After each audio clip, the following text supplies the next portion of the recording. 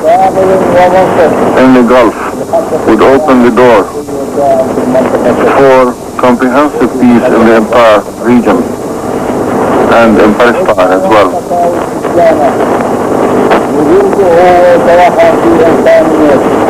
But they want us to surrender. Well, of course, they will be disappointed. People should be aware of the fairness of the Iraqi codes. God is great, glory to the Arab nation. God is great and shame to the shameless. Saddam Hussein also said his country and army are ready for an all-out war if it comes to that. Iraqi Foreign Minister Tariq Aziz is due in Moscow in about an hour. He's expected to go immediately into a meeting with President Mikhail Gorbachev. Aziz is carrying Saddam Hussein's answer to the Soviet Union's peace plan. Mr. Gorbachev's spokesman says a briefing is scheduled about an hour and a half after Aziz arrives. Aziz is flying to Moscow from Tehran, where he met with Iranian Foreign Minister Ali Akbar Velayati. Velayati said after that session that he's more optimistic than ever before. Coming up, we'll have a live interview with the Saudi ambassador to the United Nations. Stay tuned. Going on at this hour at the United Nations, let's go now to CNN's Charles Feldman at the UN. Charles? Yes, and we have, and we're going to get right to it because we have a lot to talk about this afternoon. We have Saudi Arabia's ambassador to the United Nations. Thank you for joining us live here at the UN. Let me ask you right off, you heard part, I know, of Saddam Hussein's speech, radio speech. What do you make of it? The gist of the speech, as I understood it, is still Mr. Hussein on the same course that brought us to the situation where we are in today. I'm sure it was disappointing to the Iraqi people, much more than to anybody else. Well, sitting here, you've heard, as I have heard, a number of different analysts all over the map on this. Some saying that they thought his speech was designed for domestic consumption and that what we really need to do is keep an eye on the news out of Moscow. Others discounting that totally. What do you think? Well, he has been using all kinds of excuses for the consumption. There's no question about it. And the speech is not an exception. Whether something will come out of Moscow or not, let us wait and see. We know that what came out of Moscow a few days ago, if it was satisfactory to Iraq or not, I don't know, but it was not really satisfactory to the other side.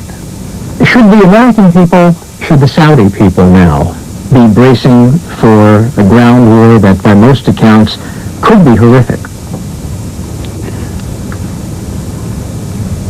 Well, there is no doubt that the military operation is taking its course.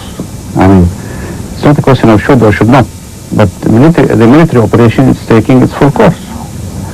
Unless really the Iraqi leadership takes a decisive decision to withdraw massively and immediately and to comply with all the resolutions of the Security Council, which would give peace and stability to the area and eliminate threats, then certainly the military course is being followed. Well, let me ask you this, hypothetically. Suppose later this afternoon we're told, as I understand it, that there's going to be some sort of an announcement out of Moscow later this afternoon, New York time, presumably with the news of what Mr. Aziz has carried with him in terms of a message from Saddam Hussein to President Gorbachev. Let us say that in that message he accepts the Soviet proposal, despite the radio address earlier today out of Baghdad. What then? What's the next move in this rather elaborate chess game? You see, the Soviets are not parties to the conflict as such. I mean, the Soviets are really putting a proposal that they hope it will be accepted. If it is accepted by the Iraqi leadership, let us see whether it will be accepted by the leaderships of the other side.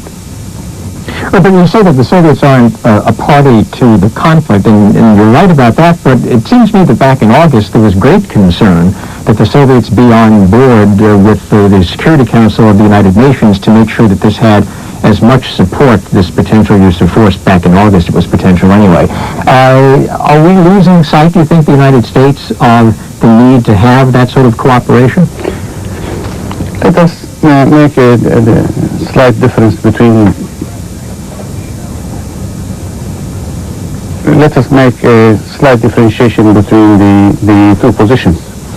The Soviets took a very active part and constructive part in having a concerted United Nations stand, for which they are highly credited. But then when the arrangements for the military operations started, they didn't want to take part in it. So you're saying it's changed? So no, it's not that they have changed. Not every country in the world took part in it. But when you take part in a military operation that is mandated by the Security Council, then you have a lot of say in what will happen in this military operation and in your understanding of the mandate of the Security Council. Okay, Mr. Hansen, I'm afraid we're running a little out of time, but I do thank you for joining us and sharing your thoughts on this with us. That is it now from the United Nations. Charles Feldman, CNN, reporting live from the UN, and we go back to Cheryl. Thank you, Charles. The Bush administration is anxiously awaiting the outcome of the talks in Moscow between Iraq's foreign minister and the Soviet Union. CNN World Affairs correspondent Ralph Begleiter reports that the United States does not consider Saddam's speech today to be a rejection of the Soviet peace initiative. Ralph? Cheryl, in spite of the defiant tone of Iraqi President Saddam Hussein's address to his people, U.S. officials do not think the speech amounted to a rejection of the Kremlin's efforts to negotiate a truce. At both the White House and here at the State Department, attention is focused on whatever message Saddam is sending to the Kremlin through Foreign Minister Tariq Aziz. I don't know how these talks are going to go. We are obviously very interested in how they're going to go. Not only are we, all the coalition in the world is, we, as I said, would anticipate that we would, have a full debrief of them, and then you would know what you're working with and what you're dealing with. Some officials believe Saddam's radio address complaining of escalating demands by the coalition was little more than an attempt to bolster his image among the Iraqi people, while at the same time sending a different message to Moscow.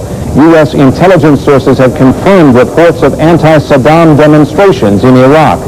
But publicly, the Bush administration is saying it sees little reason for optimism in the wake of Saddam's speech. Ralph Begleiter, CNN, reporting live from the State Department. Ralph, do you know, have the United States and the Soviet Union agreed to the mechanics of an Iraqi pullout if Iraq agrees to leave Kuwait? Well, we don't know at this point whether there's been an agreement on the mechanics, but we do know that the Soviet Union's views on what might take. The United States passed on in 2 days. That's that might be done. The Italian Prime Minister yesterday indicated that there would have to be a time limit for the Iraqi withdrawal from Kuwait, and there would be other provisions, according to British diplomats, requiring an early release of all prisoners of war. So obviously some of the details are being discussed. The Soviets have not apparently responded to the United States about U.S. views, but U.S. officials believe that the American point of view has been forwarded to Baghdad and given to the Iraqis for consideration, which would lead you to the conclusion that Tariq Aziz and Soviet President Mikhail Gorbachev will be discussing not only the broad general principle of whether there will be a withdrawal, but perhaps some... 72 in all roll towards the border, preparing to fire across this sandbank at Iraqi positions. Behind the guns, the rocket launchers are also in action.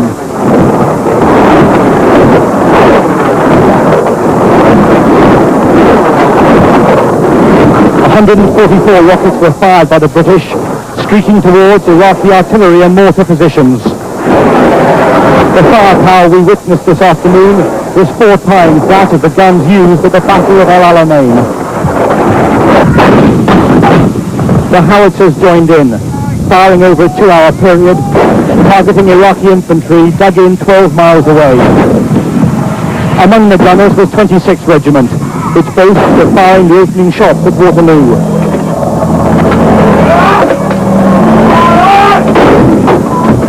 Two rounds complete! Today they were firing a new shell that explodes high above the ground.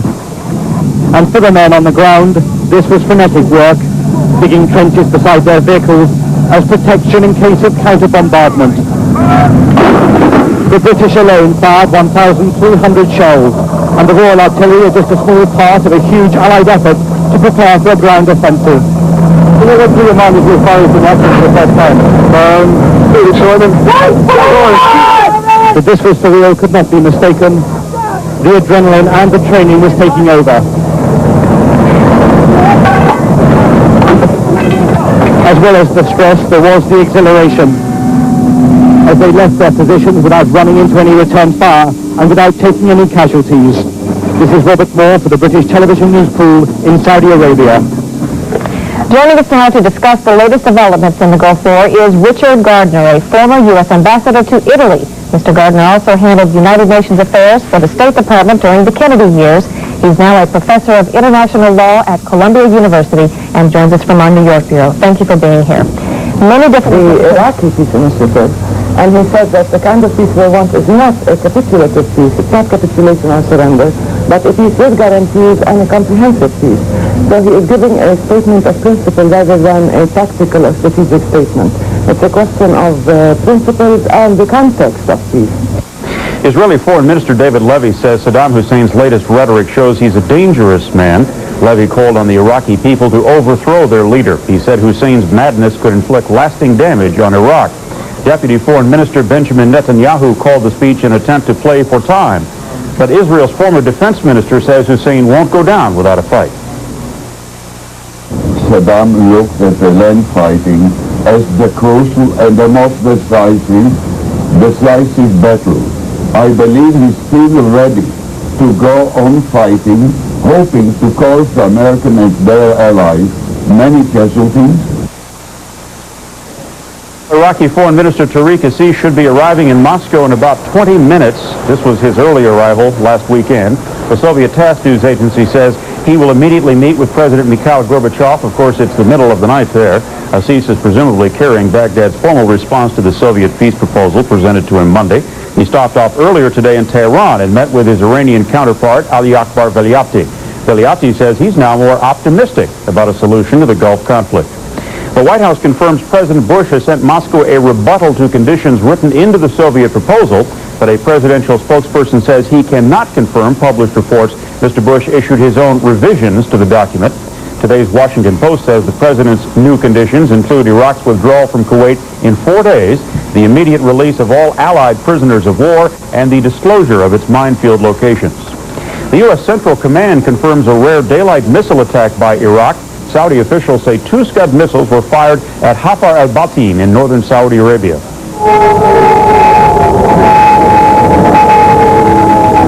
Air raid sirens went off in Riyadh, where the Allied command is headquartered. The all-clear sounded about 10 minutes later. Saudi officials say Patriot missiles intercepted the incoming Scuds and the debris landed harmlessly. No reports of damage or injury.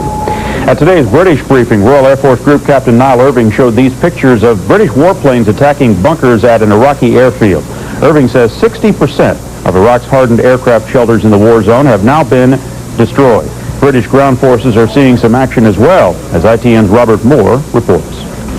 This operation was on a scale that dwarfed Britain's other artillery action of recent days. Pat Thompson and Buck Kinney flew B-17s in World War II. Robert Weinard flew fighters in Korea.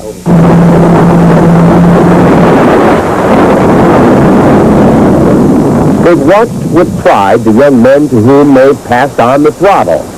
But they know these flyers will suffer the same pain of war and remembrance they have endured. You live this all your life, and these guys will live it to come home. They will not get home the way they went over, even if nothing breaks the skin. It's kind of like an indelible mark. You cannot be the same person. For Thompson, this war is bringing back memories, the painful kind he won't talk about.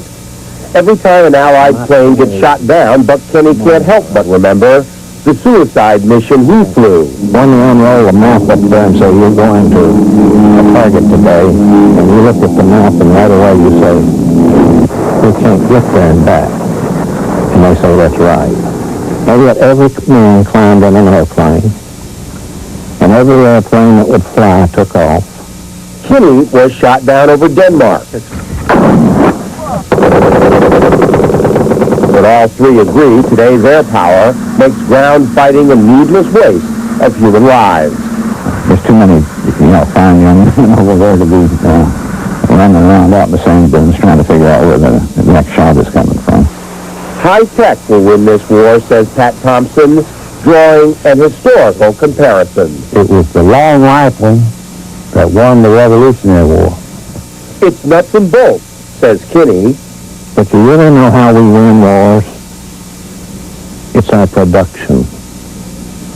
Every time I'd lose a plane, they'd deliver 4 more. Every time the Germans lose a plane, there weren't no more.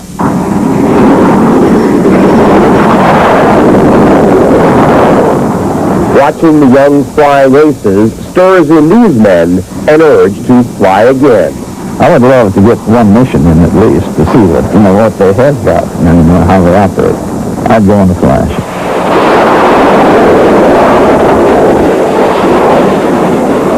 Very envious, and I wish to God... With an undisclosed message from his boss. And Allied forces give Iraq a preview of a full-scale ground war.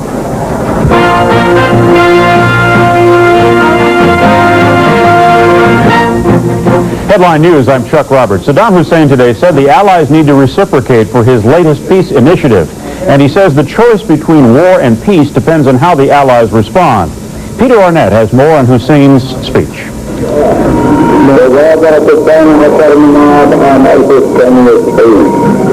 International correspondents and Iraqi officials in Baghdad tried to analyze every phrase of President Saddam Hussein's radio address, coming as it did as the clock ticks down towards a possible ground war in Kuwait and southern Iraq.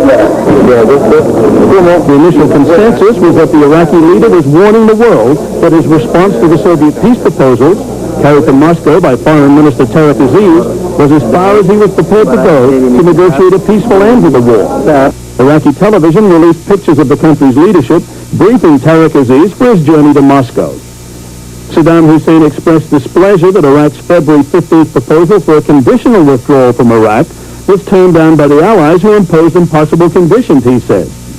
Such a withdrawal offer did not mean capitulation by Iraq, he said, but the process under which a just and comprehensive peace could be established in the region. Less than 2 hours after Saddam Hussein's speech, multinational warplanes began bombing the outskirts of Baghdad again as the air war entered its 6th week. Allied planes have avoided the city center for the past few days, but have maintained unrelenting attacks on the areas in the capital's outskirts. Baghdad residents Thursday heard for the first time from the official media comment on the Soviet peace proposals and the new mission of Tariq Aziz to Moscow. Those we spoke to seem to be getting used to the idea of a withdrawal from Kuwait. It is part of Iraq, but what can we do? I mean, we cannot destroy all 18 million people here in Iraq just because of Kuwait. I'm talking for all sides. For Iraq and for Kuwait, peace is more useful to the all sides. Baghdad streets seemed even more crowded Thursday as people picked up the pieces of their lives disrupted by the long bombing campaign. Store owners returned to an area previously damaged in bombing raids and set about preparing to resume business again. In the meantime, a brisk outdoor trade is going on in everything from socks to cigarettes imported from neighboring Jordan. The mayor of Baghdad warned Thursday that all city services have ground to a halt because of the bombing.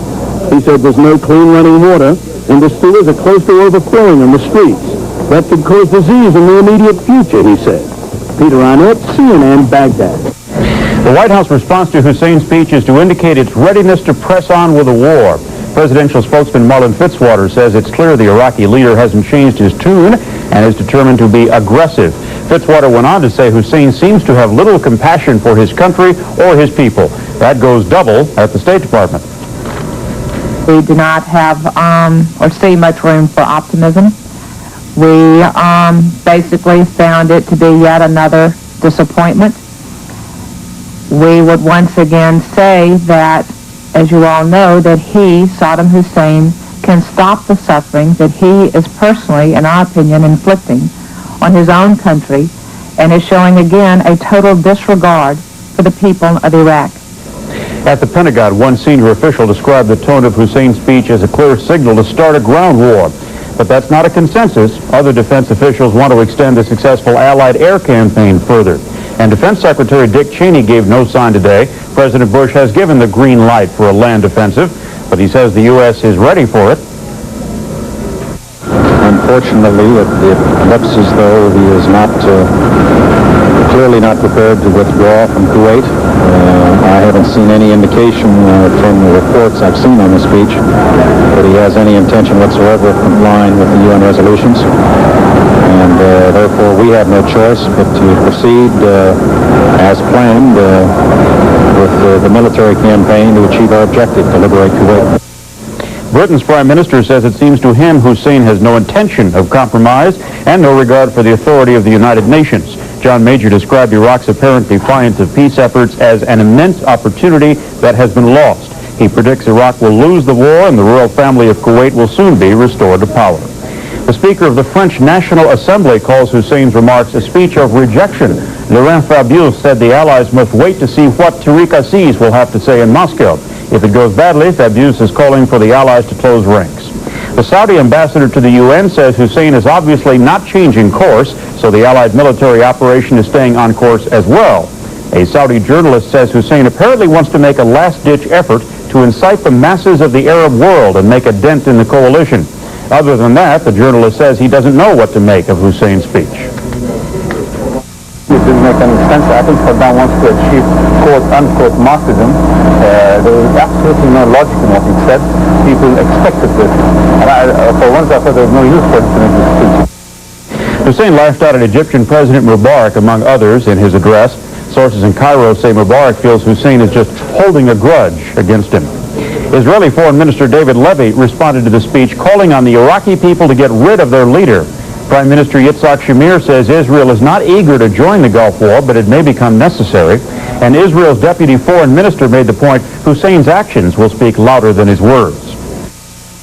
I think that what is important is not what he says, it's what he does.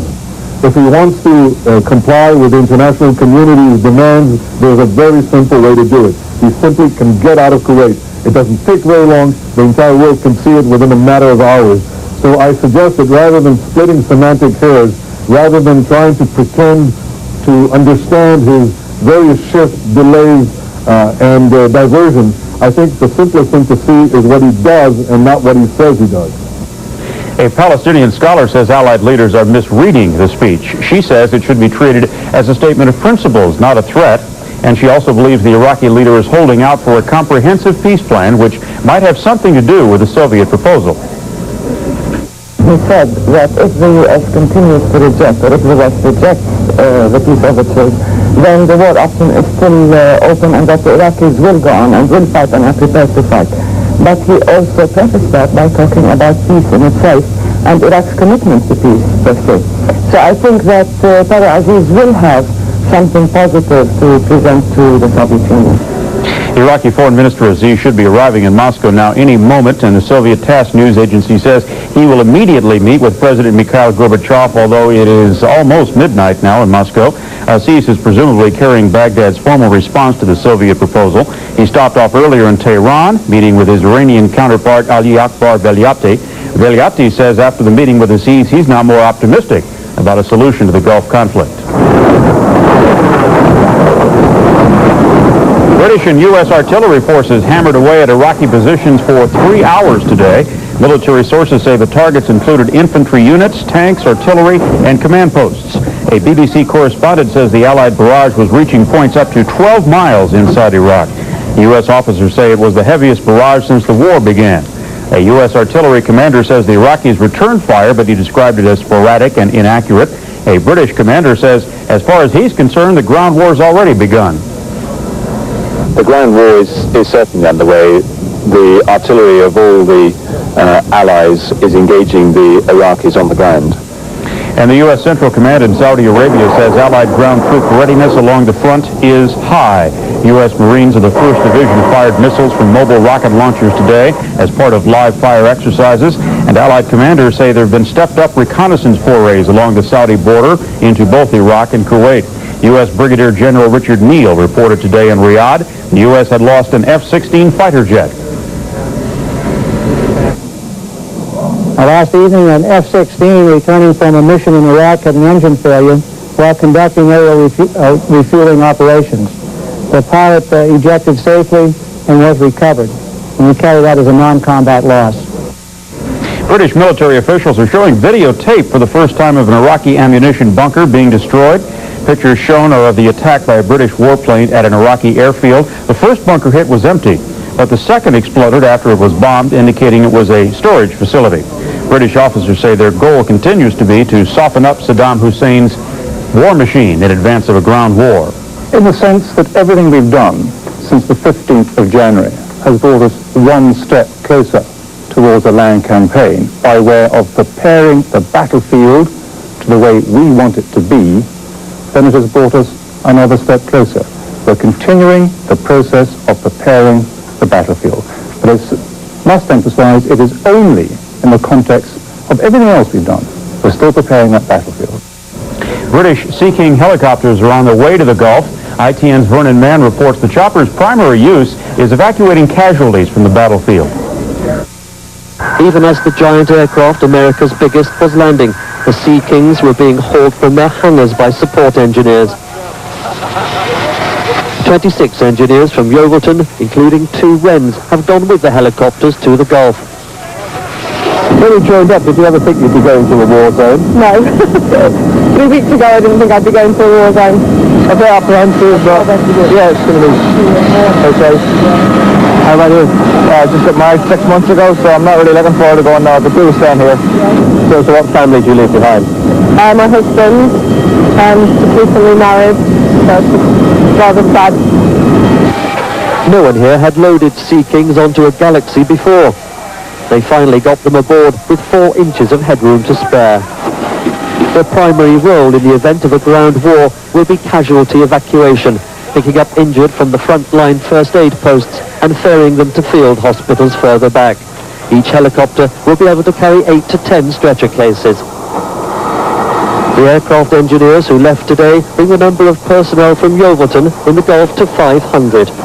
A last wave from Petty Officer Wren Ruth Lloyd and this giant amongst aircraft lumbered down the runway.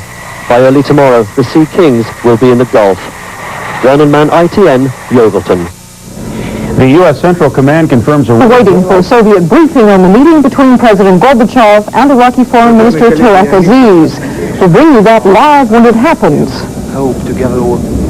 Meanwhile, preparations for the expected ground war are moving forward. U.S. troops in Saudi Arabia pounded Iraqi targets with artillery today in one of the heaviest days of shelling since the war began. Among the targets, armor, infantry, and artillery positions, air defense systems, and the command and control center. And joining us now to discuss today's war developments as well as the United Nations role in the post-war world, Sir Brian Urquhart. Sir Urquhart served as UN Undersecretary General from 1972 to 1986, known as a strong supporter of UN peacekeeping forces. Given the fact that we heard the very strong words earlier today from President Saddam Hussein, and given the fact that his spokesman is now once again back in Moscow, we continue to wait for the results of his meeting with Mr. Gorbachev. What do you make of these things today? Well, I don't think I can make more than anybody else can. I think we have to wait and see.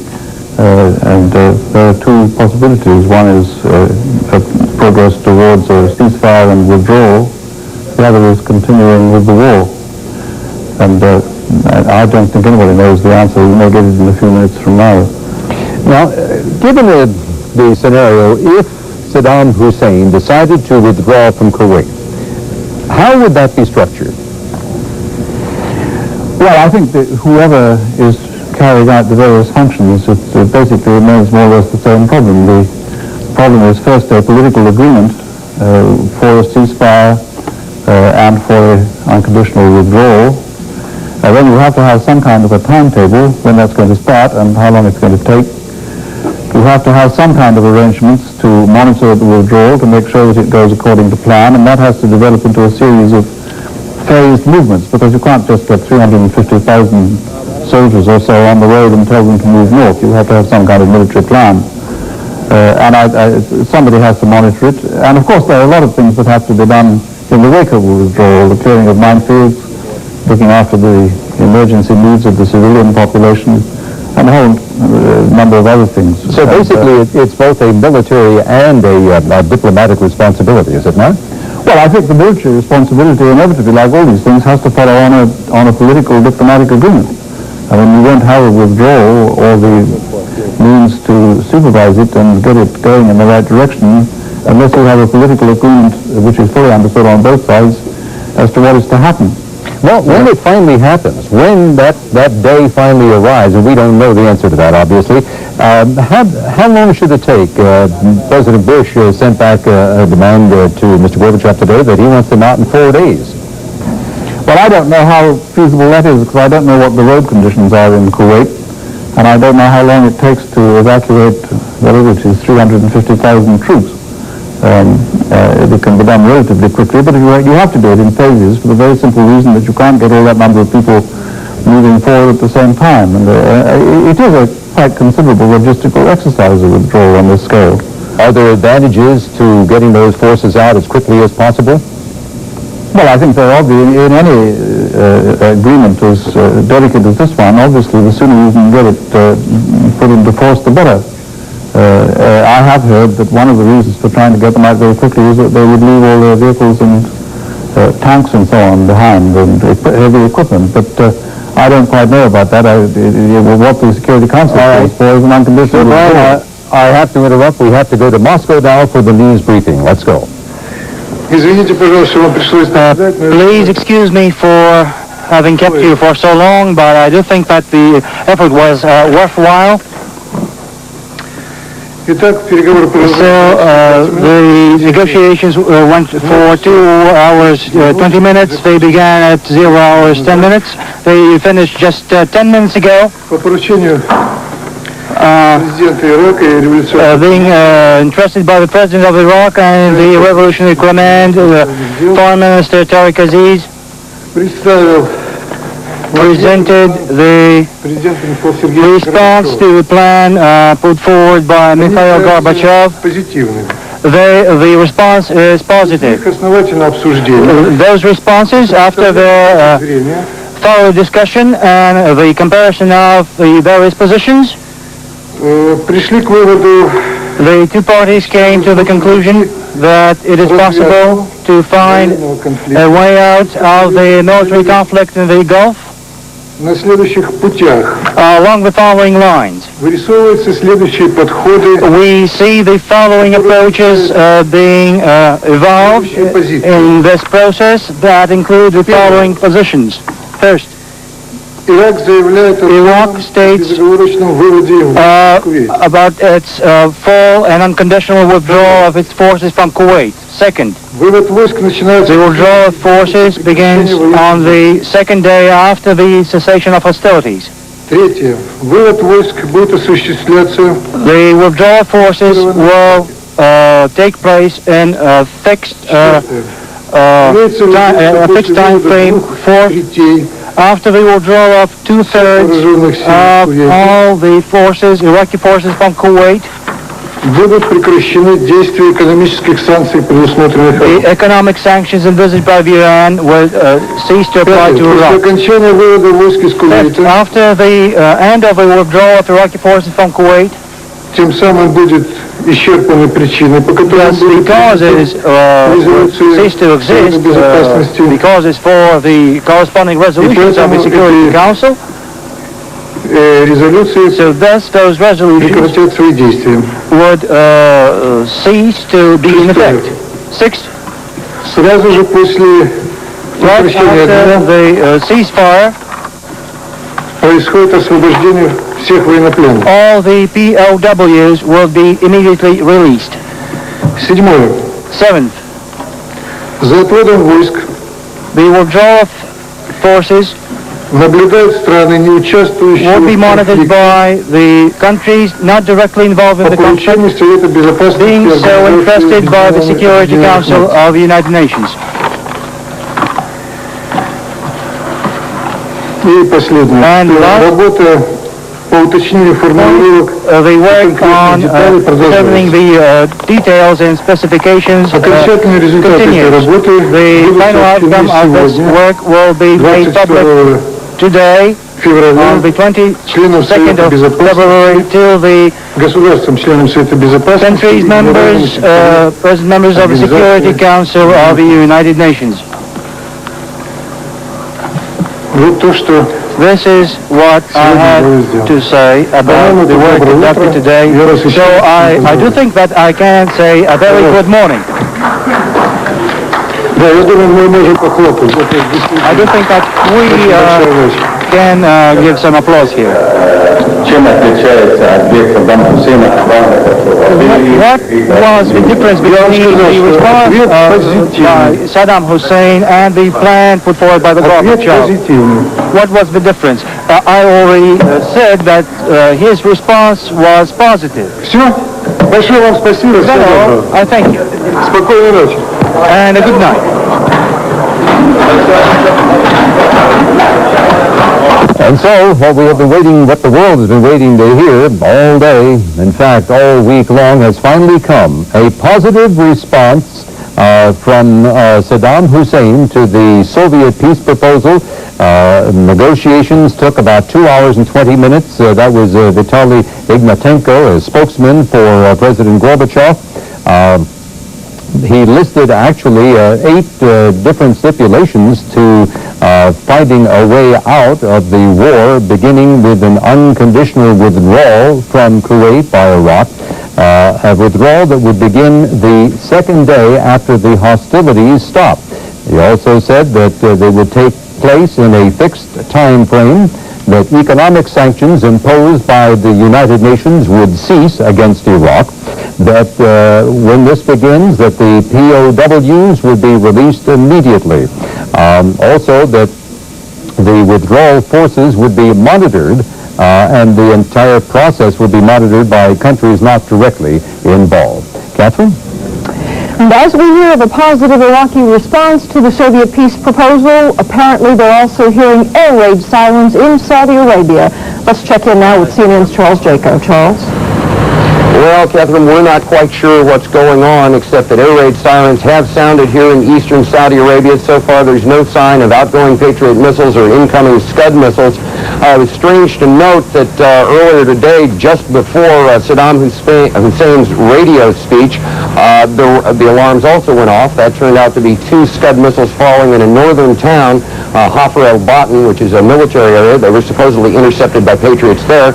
But so far here in eastern Saudi Arabia, no sign of outgoing, no sign of incoming. We just know that the alarms have gone off for the second time today. We'll have to wait and see what that means, if anything. Charles Jaco, CNN, reporting live from Saudi Arabia. Charles, thank you very much. As we just heard from Moscow at that news briefing, Baghdad has apparently responded positively to the Soviet peace plan to end the Gulf War. Let's go now to CNN senior White House correspondent Charles Bierbauer to see how this might play at the White House. Charles? We do not have a White House reaction as yet and expect one in the course of the evening. I'm not sure that it will be very extensive because there are still quite a number of questions left unanswered by what the Soviet spokesman has told us. Mr. Ignatchenko said it is a positive response, but that is a Soviet perspective. Whether that would be viewed as positive from here, there's reason to give some doubt to that. There is, according to Mr. Ignatchenko, an Iraqi agreement to a full unconditional withdrawal, but there are then still some conditions, it would appear, that are attached to that. There are 8 points of Mr. Ignatchenko. Some of them some possible difficulties. One is that he said the withdrawal would begin on the second day after cessation of hostility. That would require fixing a ceasefire. There has been no indication from the White House that it is prepared to invoke a ceasefire at this point. Rather, it wants to see, as Mr. Bush has characterized it, an immediate and massive withdrawal, so that is not inherent here. Nor is there any time frame given for the length of the withdrawal, which the White House officials have said must be hasty, must be a matter of days, 3 or 4 days perhaps, nothing long enough to give the Iraqis time to move all their equipment out of Kuwait. Charles Beerbaugh, CNN, live at the White House. Let's go to Moscow now and take another look at the Soviet peace proposal in those 8 points as presented by Vitaly Ignatenko. Steve Hurst, can you go through those points for us? Tariq Aziz and Mikhail Gorbachev met for 2 hours and 20 minutes in the Kremlin and came up with an 8-point plan that looks like it may offer a political solution for the war in the Gulf. I'll recap those 8 points as put to us just moments ago by Vitaly Ignatenko, Mr. Gorbachev's spokesman. First, he says that Iraq is ready for a full and unconditional withdrawal from Kuwait. Secondly, he said that the withdrawal would begin on the second day of a ceasefire. Point 3, that the Iraqi troops must be out within a fixed period. That still has not been fixed. Point 4, 2/3 of all Iraqi forces, when they are out of the country, economic sanctions should stop. Point 5, after all Iraqi troops are gone, all sanctions envisaged by the UN would be withdrawn. Point 6, after the ceasefire, all POWs would be released immediately. Point 7, the withdrawal would be monitored by the UN Security Council.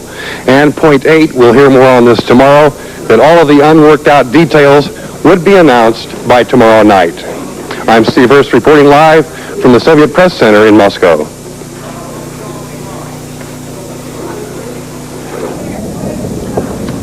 Well, Catherine, thank you. With a very definite interest in the results of that news conference, the people in Israel, of course. Let's go now to CNN's Greg Lefebvre in Jerusalem. Greg? Ralph, the Israelis are bound to respond with skepticism and fear. In this case, there are 8 points coming out of Moscow, and you're going to see at least 3 points coming out of Israel. One, Saddam remains in power, essentially, and that is fearful for the people of Israel. Saddam apparently will retain his weaponry. There's no reference in the UN resolutions to whether or not Saddam gets to keep his weaponry, which is an awesome arsenal by any standards. Also, there's the great fear here that Saddam will maintain his stature in the Arab world and perhaps will emerge from all of this as a hero in the Arab world, as someone who stood up to the West, as someone who stood up to Israel and survived. You remember in a couple of his comments in both speeches that he made over the radio here in the past couple of days, Saddam has talked about standing up to the West, about the sacrifice of his people, and maintaining that Arab will, if you will. If this plan flies, it's going to make a lot of trouble for Israel, because plainly the government line here is they want the end of Saddam, period. Greg Lefebvre, CNN, live in Jerusalem. And another group anxiously awaiting this peace proposal, the U.S. military. Let's go now to the Pentagon and CNN's Wolf Blitzer. Wolf, will the bombing continue? Catherine, there is no official Pentagon reaction. Officials here saying that they will defer to the White House, at least for the initial U.S. administration response. Unofficially, though, I've had a chance to discuss these 8 proposals, these 8 points that the Soviet spokesman has released with some Pentagon officials very privately, and it's clear that these proposals will be unacceptable to the military. The Pentagon officials stating that the notion of having a ceasefire, for example, before the start of the Iraqi withdrawal has been rejected repeatedly by U.S. officials in the days leading up to today. Similarly, this notion of a removal of all the UN economic sanctions imposed against Iraq with the culmination of 2/3 of the withdrawal, certainly that is unacceptable to officials here. Officials pointing out that the U.S. does not want to give the Iraqis an opportunity to take advantage of any ceasefire or pause to resupply their troops, to rebuild runways, or to restart any of their logistical operations. Certainly, though, there is a sense that the Iraqis, at least according to the Soviet spokesman, have agreed to what is described as a full and unconditional withdrawal from Kuwait, and that theoretically, and this is all theoretically, that theoretically could set the timetable for the start of some sort of U.S. and allied ground offensive back a bit. It's certainly at this point premature to suggest that the U.S. is going to delay any ground offensive if, in fact, a ground offensive had been planned for the next day or two. But this will politically complicate the military reaction here, the military response, and officials are carefully wondering what President Bush at the White House is going to say when, in fact, some sort of official U.S. response comes forward. Catherine? Thank you. Wolf Blitzer at the Pentagon. Ralph? And we just received word that the all clear has sounded in Tehran in Saudi Arabia. There was an air raid warning there just a little while ago. We don't have any information of what came in or what went out, but apparently the all clear has now just sounded. When we find out more, we'll let you know just what happened. Now, the diplomacy and what we have just heard from these 8 points proposed by Baghdad for ending the Gulf War. And to talk more about that, let's go to our World Affairs correspondent, Ralph Beckleiter. Ralph? Ralph, the first thing I'd like to do is say that I think the Bush administration is going to have to think very hard about these proposals before it either accepts or rejects them. Wolf Blitzer mentioned a moment ago that, at least from the military point of view, the idea of starting a ceasefire before any Iraqi troop withdrawals is considered unacceptable by the U.S. However, the United States and Soviet Union only recently, within the past couple of weeks, signed an agreement with the Soviet Union in which it said a ceasefire is possible following an unequivocal Iraqi commitment to withdraw if that commitment is followed immediately by concrete steps toward withdrawal. And now we get into what diplomacy is very good at, and that is picking nits.